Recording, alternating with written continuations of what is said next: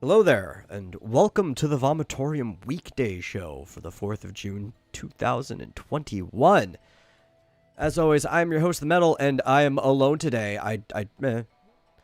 Marsupial's not required to be here on the weekday shows. Usually he is, though, and I have no idea where he is. But, whatever. And quickly, before we get into any of the other such topics, I do have an update about the story that I believe we handled yesterday with the Among Us chicken nugget that had finally sold, and it turns out it wasn't actually worth $100,000 after all. It's only worth $99,997. So it was $3 shy of the actual goal we were hoping it would hit. I mean, it's ridiculous that it even got that high in the first place, but, I don't know, there's some hype, some rooting for this, impractical art sale of a fucking chicken nugget. If you don't know what I'm talking about, you'll have to go back and watch yesterday's episode or look into it. I'm not going to recover everything, but there's a chicken nugget that sold for nearly $100,000. And with that out of the way, and again, no show of my comrade, I'll just start talking about the things I planned to talk about. Here's something that was exciting me. No More Heroes, which is a game I've talked about on here a lot. It's a game I really like. Finally, we're getting a third one. We've talked about that, but that's not the big news. The big news is 1 and 2, which were previously just Wii games available on the Switch, is now also making its way to PC. Very good, kind of like hack and slash beat 'em up style games, similar to what you'd expect from Devil May Cry or that general genre of things. Starring Travis Touchdown, who is a total weeb, but a very skilled assassin. And he tries to make his way up through an assassin's league by killing off the other top-ranking members. His games are going to be for PC, and I know a lot of people never played them because they were just Wii games, even though, everyone had a Wii, but there was also, 800 games on the Wii, and nobody knew what to buy. Widely supported console. And they're just straight ports. They're not remasters. They're not remakes. It's exactly the way the game was back in 2007 and 2010, respectively. And they'll be available on Steam. One thing I've hated about all this news about things that were previously an exclusive to a console and then making it to PC is that they've been on that crap Epic Game service, because they're the ones that have been kind of paying to get these things moved over to the PC marketplace. But this game will actually be on Steam, so that's good. I wouldn't say they're 100% the best marketplace, but they are the most popular, and they're not horrible like a lot of these other ones. See, how many games? There's 4 games in the No More Heroes franchise right now. 1, 2, TSA, which is Travis Strikes Again. And, 3's not there, but it'll be out soon. I might actually even be out by the end of the year, judging by trailers. I don't know if it's been pushed back. A lot of things have been pushed back because of COVID. But it looks like it'll probably be out by the end of this year, if not early next year. The only difference is that I do believe this port is an HD resolution, which the original really wasn't. It had widescreen, but the Wii didn't have HD. It didn't even have an HDMI port or anything like that. I think you could get composite cables, but it didn't actually do anything but put the lower resolution game on a larger TV. That was just the limitation of the hardware back then. Well, everybody else was already moving into HD, but they still creamed the competition. I mean, the Wii is one of the best-selling consoles there is. But it'll be in HD, and it should, if your hardware is capable, which I don't see why it wouldn't be with how old the game is, run at 60 frames per second. It also have Steam Cloud support so that you can actually share your saves across devices if you have more than one device. Highly recommend anybody pick it up. I probably won't pick it up because I already have physical copies of 1 and 2 for the Switch coming in whenever they're done being made by Limited Run Games. So maybe I'll stream them when they get here. I think you probably should pick it up on the Switch for anybody who has a Switch. I like PC gaming probably the most out of anything, but No More Heroes 3 is probably going to be a Switch exclusive, at least for a certain amount of time. Like, it'll at least be a time exclusive, but as far as I know, it's going to be a Switch exclusive right now. And if it does hit PC, it'll probably be a year later. So why would you want to start a game just to lock yourself out of playing the next edition? I don't know. But I pick it up. Let's see. Hey, I was meaning to get an update. What do you find out about me? I don't even know how to make a Star Wars crawl, to be honest. Like, I'd have to go look into some tutorials, and I have not had time to even look at some tutorials because I have to do a very specific effect. I don't know how the effect is done, but I know what type of effect I need to do, where to make a Star Wars type crawl, you need to have all your text and stuff, or your image, or whatever you're doing, and you have to basically emulate 3D space as this thing gets smaller as it goes upwards to make it look like it's fading backwards. I don't know how that effect is done because I've never had to do that effect before. I don't know how long it would take to do that effect, so it's probably not that hard. I just don't know what all goes into it.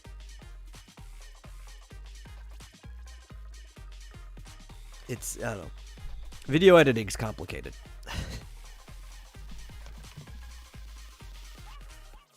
Oi. Forgot what I was talking about. Oh, well, I was talking about No More Heroes. That's right. For those who haven't played the game, like I said, it's a hack and slash game about a weeb. It is open world, so it's kind of more like Grand Theft Auto in that kind of way. But if you were playing a Devil May Cry-like game in that type of setting. Very colorful, cel-shady, glossy graphics. And what is it? Oh, it's by Grasshopper Studios. People don't know Grasshopper Studios, or Grasshopper Manufacture, whatever they call themselves now. It's the company that's run by Suda51. And he makes a lot of wacky games that apparently are all in the same universe or whatever. And that was only confirmed with Travis Strikes Again. So games like Let It Die, which was a Grasshopper game, but it really wasn't much of a Suda game. Like, he did some of the character art, but then kind of just let the rest of the team go on with it. Let It Die is fun. I definitely recommend people play that if they can. Let's see. What other games do we got in that universe? Lollipop Chainsaw is a Suda game. There's a lot of really good ones. Where's Marsupial? I don't know. He's not here today. He didn't show up. He's not required to show up. Like, technically ever. I mean, this isn't a paying job or anything. But I even told him that he's only really has to be here on Saturdays. I can run an hour-long show by myself. That's not a problem. It's a 3-hour show that I really need a co-host for. And he's just not here today. So I'm flying solo. God, what other games were Suda? The Suda51 games are all, like, really fun and wacky.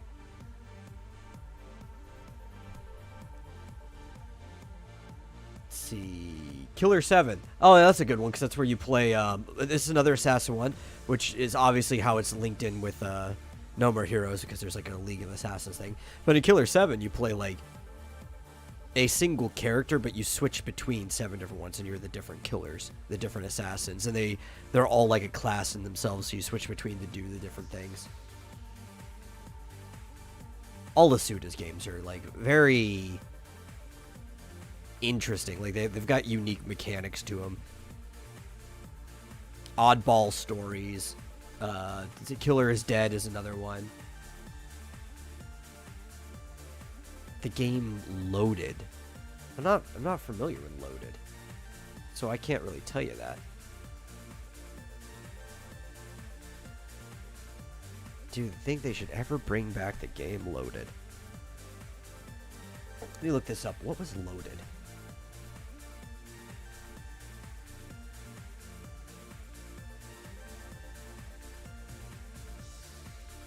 PlayStation game. Let's see. Top-down shoot-'em-up video game developed by Gremlin Interactive. I've never played it, or even heard of it until now.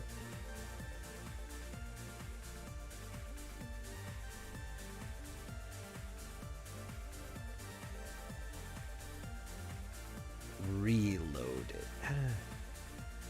Is Gremlin Interactive even still a company? Let me look at this. One of the problems with a lot of those old games is that the companies don't exist anymore.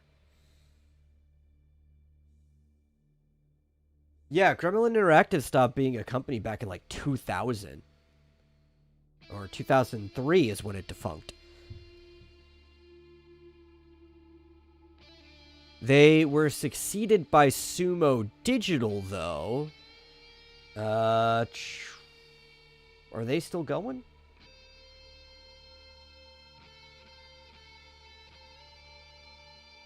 Let's see. Sumo Group.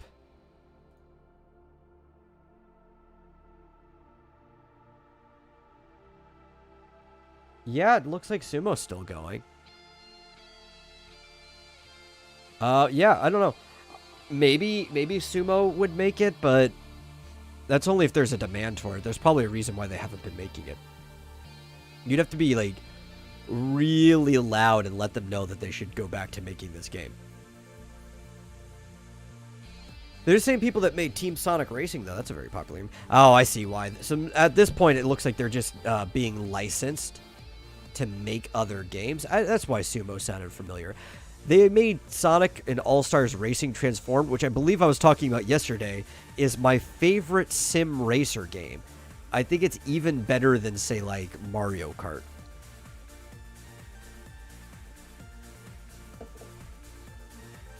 I have it on Steam. Like, that's a really fun game. They make a lot of racers, actually. They also made Sackboy: A Big Adventure.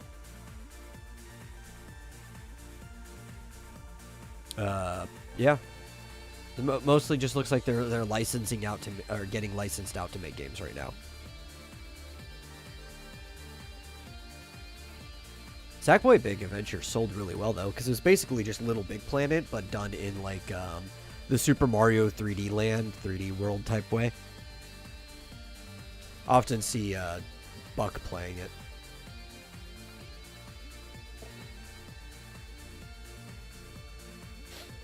But yeah, I don't see them ever bringing back a game like that if it's that obscure. Like, I've never even heard of it until now. That it's probably just dead, realistically speaking. Sumo seceded them. They probably own all the licenses for the games that they had, but I bet none of the people that made that game even work there anymore. It's just probably not happening, just realistically speaking.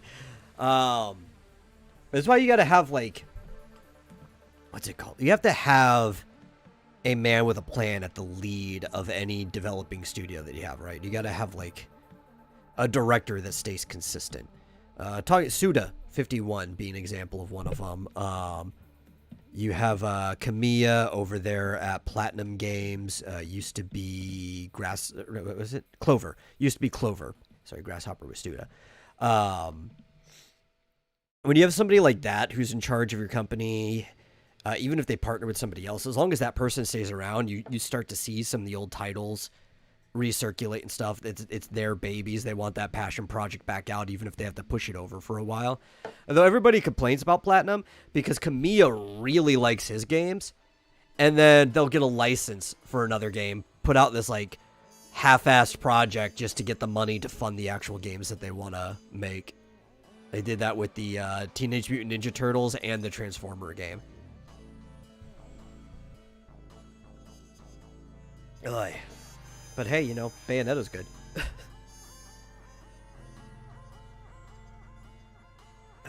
Yeah, I think that's all I have to say about No More Heroes. I'm just really glad that it's going to be available on PC. I don't know, maybe I'll buy it again. See, at this point, it's not technically easier for me to stream a PC game or a console game, because the amount of weight that either of them put on my computer is going to be roughly the same. And I've got all the capture stuff I need for a console. So, I don't know. Maybe. What are the other topics that I was going to talk about? I'll just move on to that.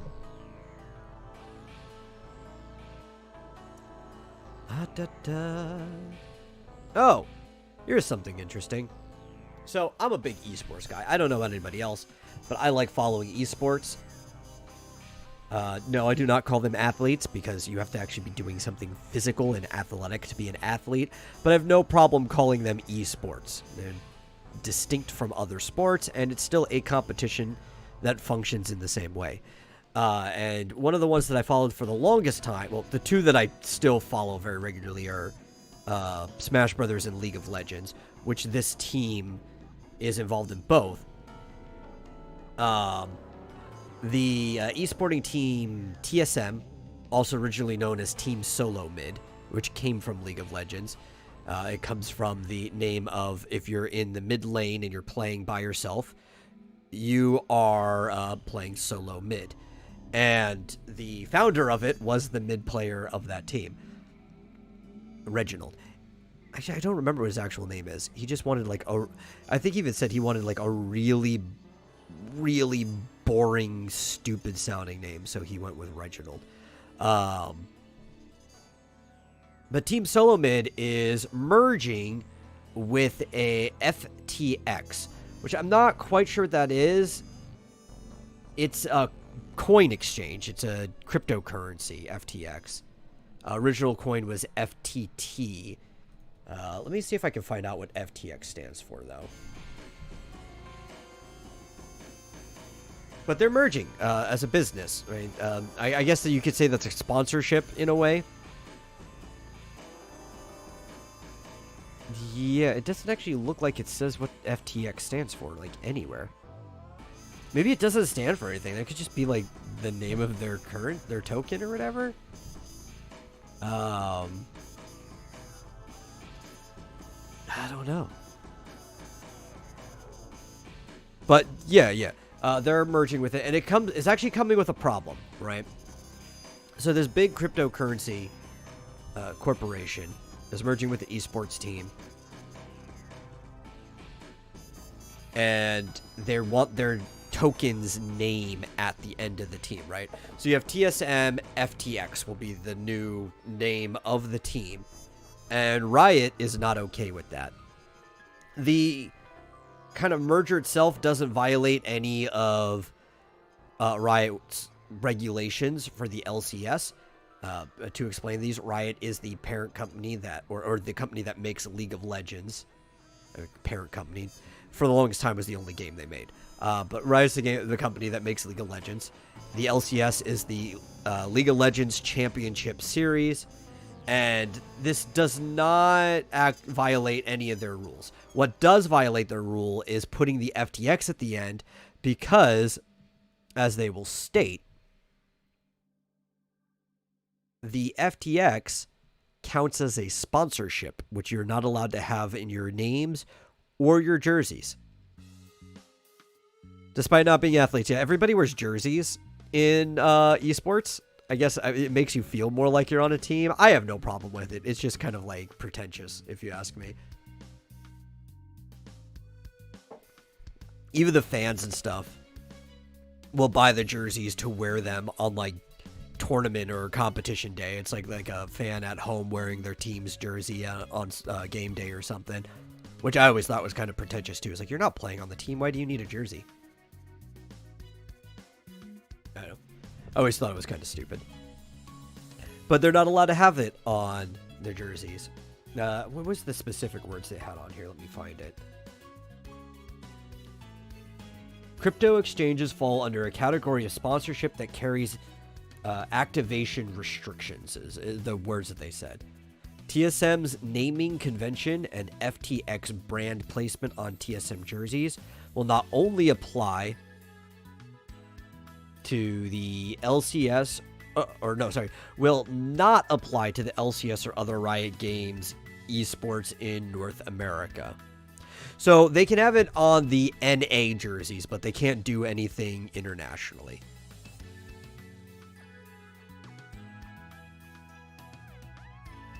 Yeah. Which is fine, I guess. For the the team. Yeah, I know that people do it to represent the team they cheer for, but like, I don't know. It's always seemed kind of stupid.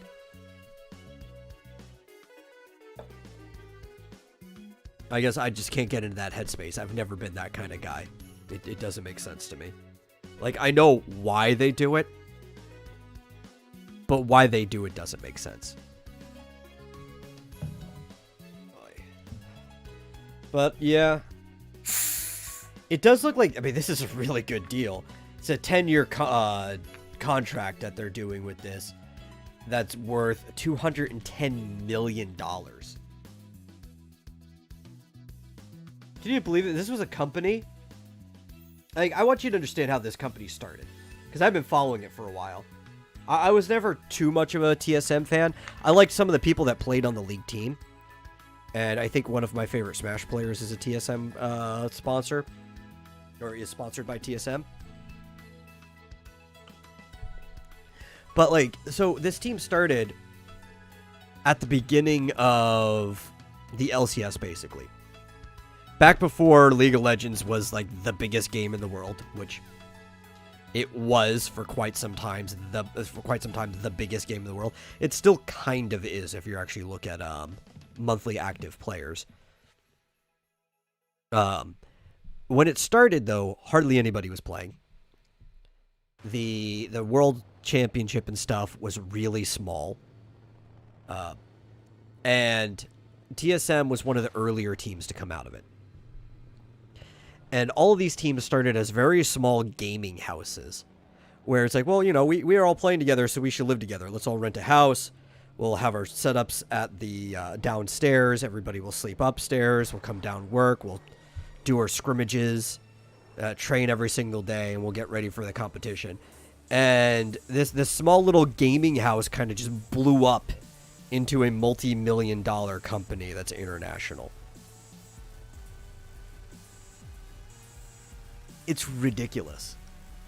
But that's usually how things start. They start out like little like garage corporations, and then they become like these huge international companies.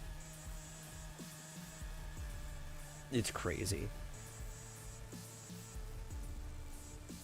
I kind of stopped following TSM though once, because you don't follow it for a brand. I never followed anything for a brand. I like players, right? Because players are cool, and a lot of them were streamers too. So if you enjoy watching a streamer, you know, you're probably gonna follow them when they're doing the actual game day stuff. And I like certain players on TSM. I liked Dyrus and Odd One. And they're all cool, but they stopped playing a long time ago, right? So when all my favorite players stopped playing the team, I just kind of stopped following the team. Same with Curse, which I was far more into Curse and Cloud9 than I was in the TSM, but like after all my favorite players left, I stopped following the teams. But I know a lot of people that are just, they're team people. I guess there's kind of like a tribal mentality to it, right? That might be why they want the jersey more than anything, is like the whole tribal mentality about it. I know because there's people who, even when their team is doing piss poor for a decade straight, it's still their team, so they follow it. And I guess I've just never been a very tribal person, so that's probably why that doesn't make sense to me. So there's people that still follow it years after any of the players they used to know left. And they just kind of like, they'll learn the new players, and they'll start rooting for them, and they'll follow the carryover year in and year out.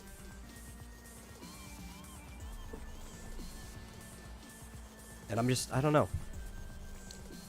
It's hard to get attached to new players, like you give them a chance for a little while, but you don't have that history with them. And I guess that's why I've never been a team guy, even in real life. Like, back when I used to follow baseball, it was still more about the players. And there was a player local here, was everybody just calls him A-Rod. And everybody was mad at him when he left the Rangers to go play for the Yankees. And it's like, whatever. I still like A-Rod. He's a cool guy. And he started playing better under the Yankees, too. So, fuck the Rangers. Yeah. I don't know. Some of these stories I figured I would be able to drag out a lot longer, because I figured Marsupial would be here asking interesting questions, because these are things he knows nothing about.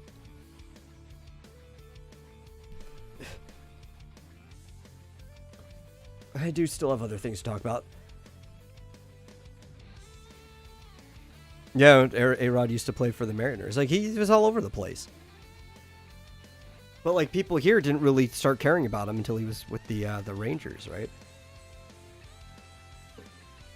That's how it is with a lot of these people. It's like, I'm never going to be a Jersey guy. Like, the closest thing, I think, there's like a few communities that I would like rep the community. But it's usually because I had an active hand in what was going on. You don't really, with teams, you don't really have an active hand in anything, right? Maybe if you were a team manager or like a community outreach person. Like, to this day, I still rep Screw Attack stuff. I'm actually wearing a Screw Attack shirt right now. Don't you mean the Yankees? Well, there were people up there that cared about him when he was with the Yankees, yeah. But, I mean, down here, nobody cared about him before or after he was with the Rangers.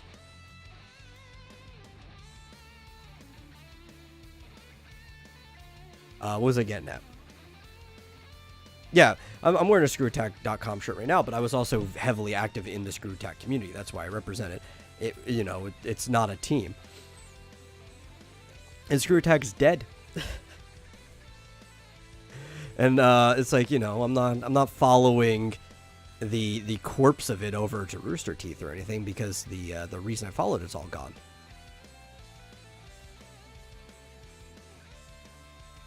Yeah, I used to watch. Yeah, well, you said it was a bonding experience with you and your dad when you used to watch the Seahawks game. I used to watch games with my dad too. But the thing is, I think my dad's kind of always been the same way. He likes a lot of different teams because he likes a lot of different players.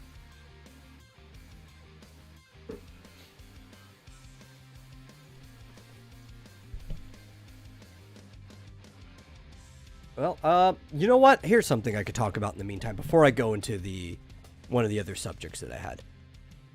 Little announcement.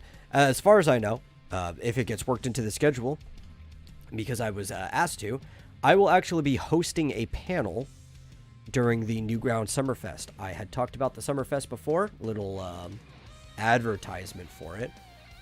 Let me pull up the details again for the Newground Summerfest.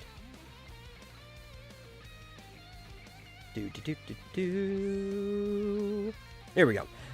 And the Newground Summer Festival is going to be from June 25th to the 27th, 2021, so this summer. As I've said before, during that weekend, we will be running no shows over here on the Vomitorium. That means we will not be doing the normal Friday show as I'm doing right now. We will not be doing the normal full-length 3-hour Saturday show, or the who knows what fucking length it normally is RPG show that we do on Sundays. None of that will be done. And originally I was going as an attendee, but the guy who's running it asked me if I wanted to host a panel. I said, sure, I'll host a panel. And it's going to be a panel on comic production on the internet. Like all types of comics, web comics, bound comics, whatever, floppy graphic novel. It's going to go from the beginning of having an idea and creating a comic all the way through to follow through in production. It'll be an hour long, and people will be able to watch it, even if you aren't attending in the Discord digitally. You don't have to be in a panel room. I'm fairly certain, because this is going to be an E for everyone panel, and they want plenty of E for everyone panels so they can stream it on the Safer Work live stream. Mine should be streamed on the YouTube channel that they're doing for it. It'll basically be like a small little lecture. Most people probably won't be anything you don't know. Like, most of the listeners here, I probably no reason to attend the panel. It's going to be a lot of the basic stuff. But, you know, comics is a very niche hobby on any end, whether you're a creator or a consumer. It's super fucking niche. So a lot of the artists and animators and general people over that site probably don't know a lot about it. And even just going over the basics of, like, what is sequential art? Why should you choose sequential art for your storytelling methods? What are the pros and the cons? Should you color it or not? Should this be web hosted? Should this be saved for a professionally sold product? If you are going to sell it, what route should you go through? Things like that. What kind of style should you use for your comic? Does it match the tones and themes and stuff like that going on? It's just, you know, really rudimentary things that a lot of people just don't ever consider or think about. And I will be hosting that one of those 3 days. And when I'm not on panel, I'll be in there chatting with people and watching the other panels, because it'll be a really, really fun time.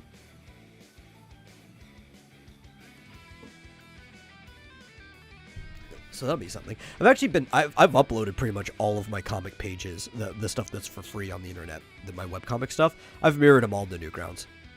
I really should go back through and actually put like a previous and next hyperlink for each page to make it easier for people to read it, instead of just catching like the last 10 things that were uploaded. But, you know, whatever. They can also go to my website. That is linked right on my profile if they want to read it that way.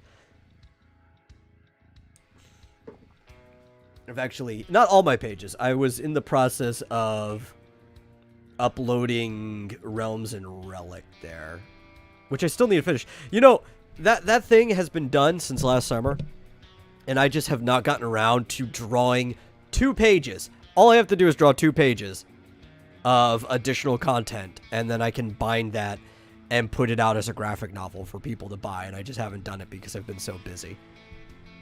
I mean, I've been so busy, I still owe 2 different 4-page shorts. 1-2 Cross Comics, who's in the chat right there, that go up on the site. Some of these prizes are over a year old now, and I do need to get to them. I'd be able to get to them a lot faster if I wasn't making these RPG elements all the time. Just why we're taking a break from the RPG that we run on Sundays for a month or 2 or whatever, as soon as we're done with this chapter, which we are almost done. I have to go back to making assets pretty much as soon as I'm done running the show. When you run things digitally like this and you actually need full maps for people to do things on, you'd be surprised how much work goes into actually even just like copy and pasting asset parts into the right place and figuring out where things go. It is a nightmare. It's fun, but it takes up so much of your time. Yeah. It'll be a good time. I do think everybody should attend the Newgrounds Summer Fest. I believe panel applications are already closed. It was June 1st where you had to turn those in. But if you would like to attend, the only requirements are, I believe you do need a Newgrounds user, but it takes you like 2 minutes to sign up to newgrounds.com. And why the hell are you not signed up already? I actually have 2 users because I forgot my original Newgrounds user that I made. And recently I found it and got into the account too, because I'm like, okay, let's see, what username would I have used back in like the aughts? What password would I have used? Oh, it worked on the first try. But I've been on Newgrounds since like, what? 2006 when I made my account, but I was browsing before that. I don't know how early. I want to say somewhere around like 2002 maybe. Earliest video I can vividly remember was uploaded 2004, so I can safe to say that I've been browsing since then, but maybe before that. And my current profile, because I couldn't remember it, I've had since 2018, and I've been uploading everything there. You should have a Newgrounds account. And the other requirement is that you have to be 18 or older. And you'll have to verify your age. Somehow. I don't know how hard it is to verify your age, though. I know the guy who's running it, so he probably will take, like, a screenshot from your Facebook or something. I don't know. A picture of you with a full beard. Something. He probably does not require, like, a state driver's license or something. But a lot of the panels are not safe for work, so we can have kids running around. But you should totally attend. There'll be a lot of great panels on all kinds of subjects relating to animation, game development, music and audio mastering, art, the history and culture of Newgrounds, all kinds of different things for the summer festival.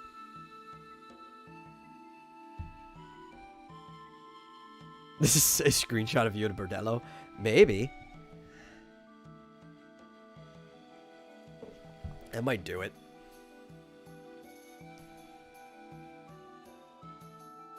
But it'll be fun. I don't know yet, though, if there's going to be video involved. I'm assuming, because they said they're going to stream it. It could just be audio only. So I'm going to prepare images, just in case. But I'm not going to write my kind of little lecture around the images. They're going to be, like, extra, just to add to it. Because I don't know if it's going to be audio only or video. So I gotta kind of have to prepare if both is the case. And I'm shooting for an hour long. So I'll probably make it to 45 minutes of lecture and 15 minutes of Q&A, which is about how long it was last time I did a guest lecture. And from what I'm told, a panel is basically the equivalent of doing a guest lecture. I'm just going to try to make it, well, no, let's say more entertaining, but when I did a guest lecture, I tried to make it as entertaining as possible too, because if you're being fun and funny and stuff, people are more likely to actually remember the stuff that you tell them.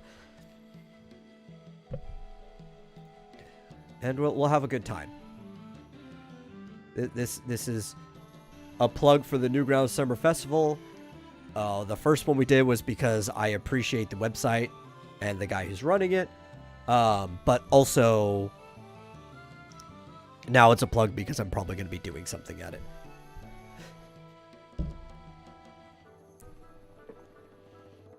With that out of the way, apparently, Xbox Series X games could double their current frames per second at 4K with the new AMD graphics tech. Now, I don't know what that means, to be honest. No, I mean, I know what each of those words mean, but I don't know what their current frames per second are on the Xbox Series X. I know a lot of people complain about any frame rate at 4K. It's always my complaint. I don't need things to be running at 60 frames per second for every game. Most things are fine with 24, up to 30, because that's what animation is. Animation is actually only 24 frames per second. Adding more frames doesn't necessarily make things look better, but there are certain games that are very mechanically intensive where I want higher frame rates because I want to be able to react to things better. When I play League of Legends, I leave that game uncapped because I need to see all the missiles firing every single frame that they're traveling for every single pixel. But in general, you don't really need anything more than 24 because 24 is... 14 where it starts to become the illusion of animation, but 24 is where it is perfectly blended to your eye to where you think it's motion and not just a bunch of choppy pictures. And that's what film used to move at. They would take a bunch of pictures, 24 pictures every single second, and that would be moving through. When we started doing animation, it was the same way. But that being said, I know games that would throttle down to like 6 frames per second when you try to play them in 4K.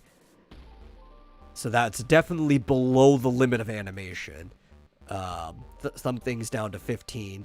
So I wonder what they mean by double. Do they mean like, oh, we think we could get a current 60 FPS and we're going to try to bump it up to 120? Or are they struggling to actually hit the 60 and they're finally trying to move there? I don't know. I have no faith in not just consoles, but the video game industry in general to play at higher than HD. They struggle to hit 30 frames per second on HD still with some games. It's kind of sad. I remember back in playing old games. We talk about retro games on here all the time, especially like the NES and stuff. And they're actually running higher than 24. They were running 30. 30 was the standard for the longest time. Some games would throttle, but usually didn't go down lower than 24. And it's because what happened was old TV screens had a set refresh rate. If you were in the US, it was like 60 hertz. If you were in like Europe, it was 50 hertz. The game would still be rendering at that processing speed, and they actually had to sell the consoles and stuff like that separately, like the cartridges separately. That's why they're like PAL and NTSC versions of games, because they had to be optimized for the different hertz.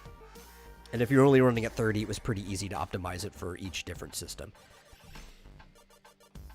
And everything ran smoothly for a really long time until we started getting into the world where polygons were necessary. And they're trying to boost it. Like, dude, can we just get things running at HD first? Honestly, can we just get things running at HD? I don't give a shit about 4K.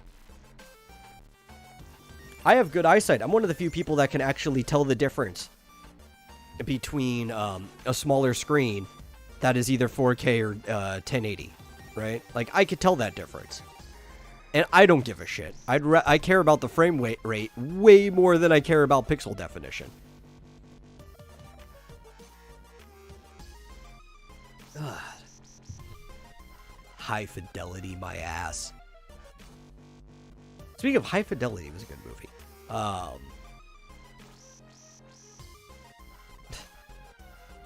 That's every single generation. You just hear it's like, let's improve the resolution. Now that the resolution's improved, let's improve the frame rate. And personally, I think it should really go in the other direction. Maybe if we get things on consoles moving at 120 frames per second, which is completely unnecessary for like 90% of all video games.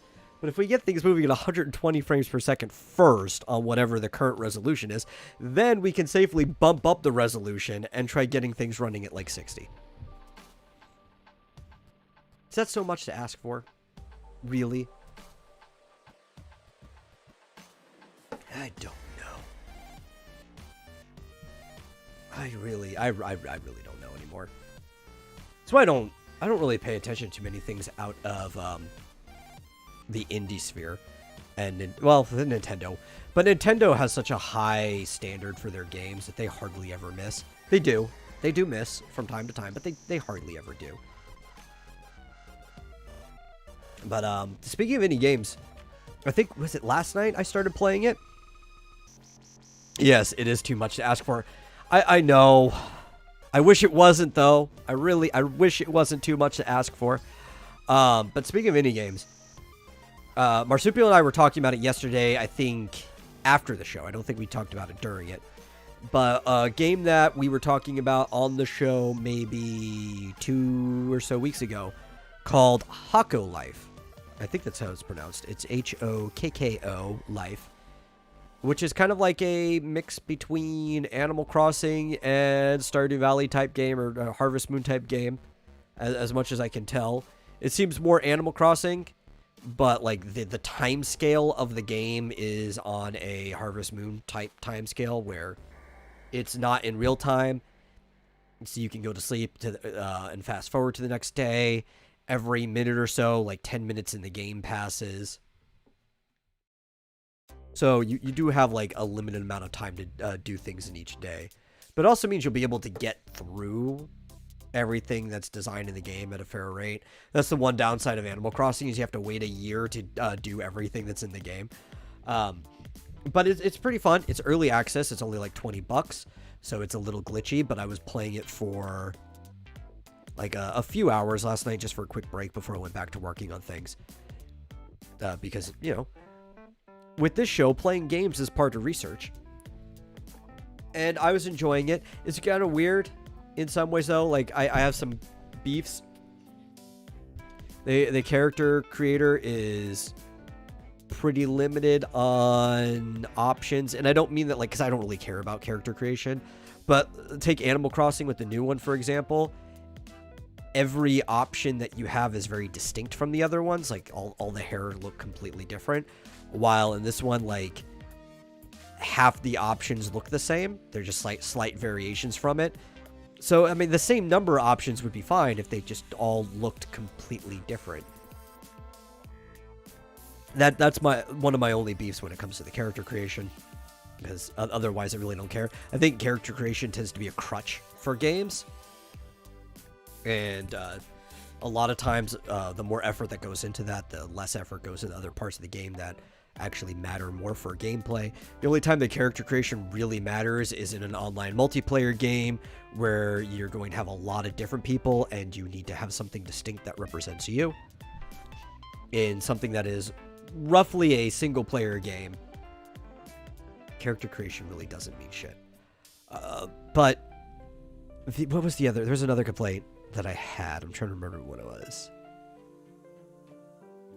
The game controls fine with mouse and keyboard. It has controller options, but as far as playing with mouse and keyboard, it works perfectly fine. Arrow keys, or it's WASD. You move around fast. E interact. A and D in menus just shifts through things. You can use your mouse when you're in a menu. Pretty straightforward game. One thing I like is all the characters have personalities. That's one of my biggest complaints of the recent Animal Crossing game. Is like, you have these 6 or 7 different types of animals, and there's no unique personality. It's like, if this animal is a jock or sporty, they're all going to say the exact same thing. All the sporty ones will say the same thing as all the other sporty ones, regardless of the type of animal they are. They might just have like a different catchphrase. Like a chipmunk might say monk at the end of every sentence. That's going to be the only difference. This one, because it's limited, I think it's like a single person making this whole game from what I could tell in the early access, which is impressive as fuck when you look at the game for like a single person making it. All of them, you could tell, are very clearly designed characters with their own backstory, personality. Everything about them is unique. So you actually feel like you're talking to a different person whenever you do. The story kind of makes a little sense too. Your character fell asleep on a train and woke up in the middle of nowhere and got off to check where he was. But this town is like so old that the train hardly ever moves in there, and you're just kind of like stuck in the town for a week. They put you up in a room at the inn because they have no visitors, and the town starts to like you because while you're there, you're like bored. and you start doing odd jobs and stuff and fixing up the town, and you're like the coolest person to ever come through here. Will you please stay? It's like, yeah, obviously. I mean, that's what the point of the game is, right? But it's pretty fun. I would recommend picking it up in early access. I don't know if it's gonna have multiplayer though. You can sprint though. That's cool. It's got a weird sprint meter. It was something like Animal Crossing never had, because you can dash in Animal Crossing as long as you hold down. This one actually has like one of those circular meters in it that wind down as you're sprinting, and you have to walk for a while. It's like, that's odd for this game type. I don't... Maybe it'll come into play later. Maybe there's like mini games or something like that where you have to erase somebody. But otherwise, it's like, why do you need a sprint meter in a sim game? I think that was my other complaint. Yeah, why the hell do you need a sim, like a sprint meter? That makes no sense. Oh well. I think it's pretty good though.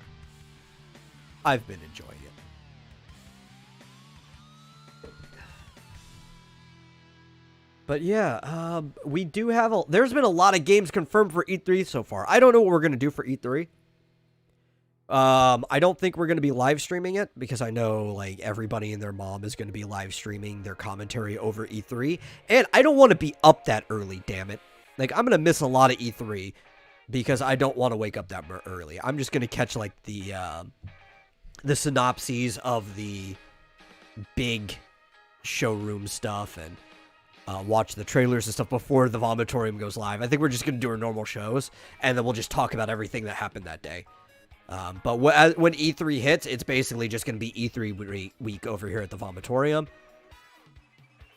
I don't know, I might get up early enough to watch whatever the Nintendo Direct is. That might be the only one I really care about. None of the other things seem all that interesting to warrant me getting up earlier than I normally do, which also means going to sleep earlier than I normally do.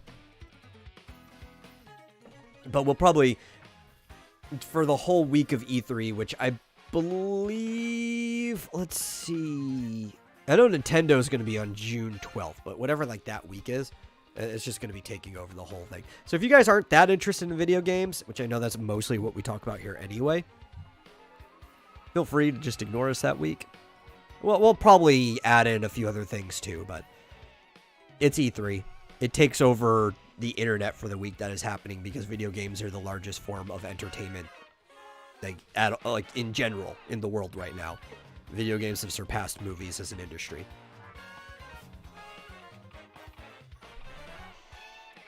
I'm trying to think. Strangely though, like everybody's leaked their games. So we've got like all the Microsoft games. A lot of the PlayStation games have already been leaked. There'll probably be a few surprises, but in general, we know what they're going to be talking about. We know like what Sega is going to be talking about stuff. Nintendo has been really good about this. We have no idea what games Nintendo is going to talk about. Like there are a bunch of like leaked Switch or confirmed Switch games that will be covered, but none of them are Nintendo games. These are all like third party. A lot of these are indie games. So I think they're games that were on other people's list, and we just know they're going to be on the Switch because it's on like the bottom. It says like this is all the consoles this game's on, or these are all the consoles. Ideas, they'll probably talk more about Mario Golf Rush, Pokemon Legends Arceus, and stuff like that, but literally no clue. And that's what I like. I don't like to be spoiled. It seems like every single year now, all the trailers that are going to come out in E3 come out the week before E3. It's like, well, what's the point of me watching the conference then? Like, seriously, what's the point if everything is just out the week before?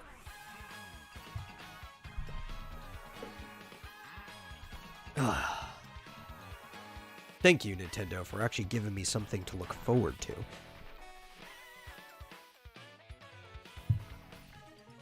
But I think that's it. Yep, that's everything I had to talk about. Like 5 minutes left in the show. What I'm hoping to see, because we were going to do that today. That's what today was going to be, but Marsupial didn't show up, is we were going to give our E3 predictions. We started talking about it a little bit yesterday, but we didn't actually give full predictions. And this was going to cover more than just like what I think is going to happen. Nintendo is going to talk about Microsoft, Sony, all that stuff. But I'm not going to do that without him because that's not going to be as fun. Maybe we'll cover it tomorrow during the longer show if he actually shows up. I'm assuming he is. This is like a one-off thing. He normally doesn't not show up. Even though this Saturday, which I have to bug him today to actually bother to read up on it, was supposed to be our ARG episode, where we actually talk about and explain what alternate reality games are, which I'm going to do a refresher tonight, but I also got a lot of things to do tonight too. I've already researched more than he has, though. I'm going to have to message him as soon as we're done with this to remind him that we are supposed to be doing an ARG episode tomorrow. If you guys want to learn about ARGs, make sure that you show up, or at least catch the replay afterwards, or the podcast on SoundCloud, Spotify, iTunes, Google Play, wherever. We're on like every single podcasting service. That's why I try to avoid showing visuals as much as possible, or at least try to describe the visual for everybody, because this is primarily an audio show after we're done with being live. But stay tuned for that. But if we can't talk about ARGs for too long, we'll probably go straight into E3 predictions. And then obviously in the last block, we'll talk about the last episode of the RPG like we normally do. Yeah, with that, I think I'll close a few minutes early. That's fine. Instead of me just rattling on about nothing for a while. Thank you for watching here live, if you were here live, or even for watching or listening later at any point in time. We appreciate everybody who comes and views us. If you enjoy the Vomitorium, please consider sharing this episode with somebody else who might enjoy it. And if you really like it, consider giving a monetary donation to streamlabs.com/vomitoriumlive. And I'll see you guys tomorrow, because I'll definitely be here. That's for sure. I don't know about Marsupial. Who knows? I might have to grab somebody else on, or have to holler at him. Holler at him loud. All right. Catch you guys later.